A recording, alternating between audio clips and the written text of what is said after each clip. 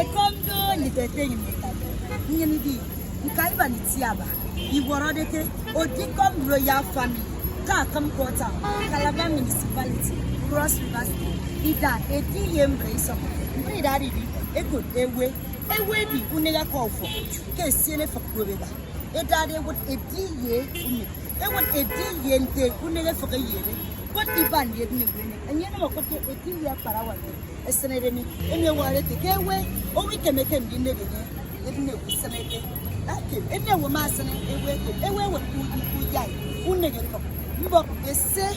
ima eteme di ni ko enwe teme non di ka mu foke mbo sosomo